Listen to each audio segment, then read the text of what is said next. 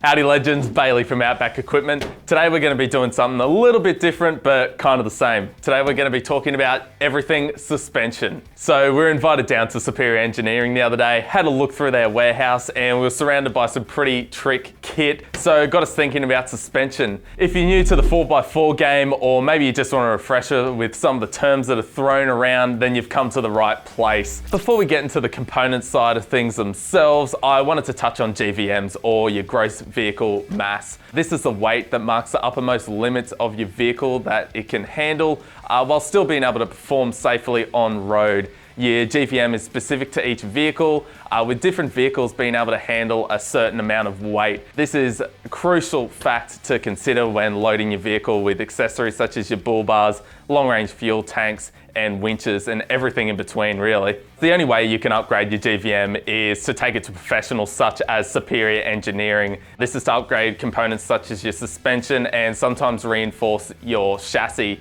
pairing this with brake upgrades. This is to ensure the vehicle will still operate safely while increasing its overall GVM. Alright guys, now actually getting into your different types of suspension. The most common types used in your modern day vehicles is IFS, independent front suspension, and your IRS, that's independent rear suspension. Previous to this, solid axle suspension had been used for many years in vehicles such as patrols and Land Cruisers, but these have been phased out due to the number of benefits independent suspension offers, such as better on-road handling and less unsprung weight. Jumping into leaf and coil springs. When talking suspension, these are probably the most thought of components, but where you would find them and what's best. Let's begin with the most common configurations. You'll find most of your modern day utes have an IFS front end with coil suspension and the rear with a leaf springs, which allows for maximum load carrying ability while maintaining drivability. With the exception of this is your MP300s and Mercedes X-Class,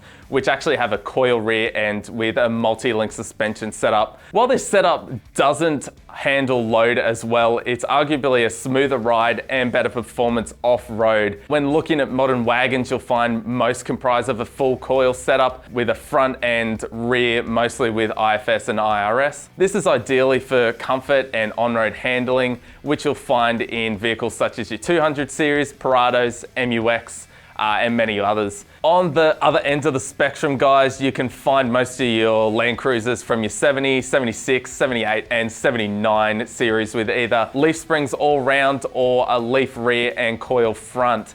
Then you have the classics. When you think off-road capability, you think solid axle paired with coil springs. This can be found on vehicles such as your GUs, GQs, 80 series, 105 series Land Cruisers, and most of your Jeeps as well, most commonly Jeep Wranglers. While there is many more configurations and setups, guys, this covers most of your common 4x4 vehicles. When talking capability and performance, guys, every setup has their advantages and can offer different levels of capability, but more often than not, when looking for optimal clearance, flex, and performance off-road, solid axle coil sprung cars win every time, which is why coil conversions are so popular for the serious few that want to wheel the tough tracks. Jumping into another portion of your independent suspension, upper and lower control arms. So you're starting to get serious with your independent suspension. You have a larger than 2-inch lift kit. You've done a diff drop to correct your CV angle, but you need to address the caster. A set of aftermarket upper and lower control arms can not only be stronger than your OE parts, but with the lift you've installed can return your caster to a standard position, ensuring that the parts you're installing in your IFS vehicle maintain as much of the original geometry as you can with how your vehicle handles and the longevity of the parts. But what is caster and camber? These both go hand in hand, with caster referring to the angle of your wheel in terms of suspension leaning forward and backward, and camber referring to up and down angle. This can affect on-road handling and tire wear. This mainly comes into play when we're talking big lifts such as 3-inch or over. Caster begins to play a factor, particularly with your solid axle cars. As the diff moves through its range of motion, the caster will move too far into positive or negative positions. In this case, you want correction plates and bushes that can be installed to correct this. to take some of the strain off your suspension and tyres. Moving into bushes. Bushes are found in all your moving arms and suspension pieces, allowing for play in the connections. Avoiding metal on metal contact. With proper greasing, their life can be prolonged and make the service of your suspension cheaper for the long run. Remote reservoir, guys. Referring to remote reservoir shocks, this is an additional piece of equipment added to your shock absorbers in order to allow for larger oil quantities in each shock. Originally used for suspension that was being worked consistently at a high speed like off-road race cars and comp trucks, it's now moved its way into the mainstream market with its ability to keep the oil at a lower temperature, which in turn allows for better overall performance and longevity. In modern day applications, remote reservoir shocks can be beneficial for vehicles doing remote touring, especially when the shocks are being worked for a long duration, such as over corrugations. Bump stops are usually a solid rubber piece that stops the suspension from traveling past its desired range of motion, avoiding damage to the rest of the vehicle. Unfortunately, these standard bump stops can often cause a harsh ride due to the hard and sharp bumps when you're hitting them at speed.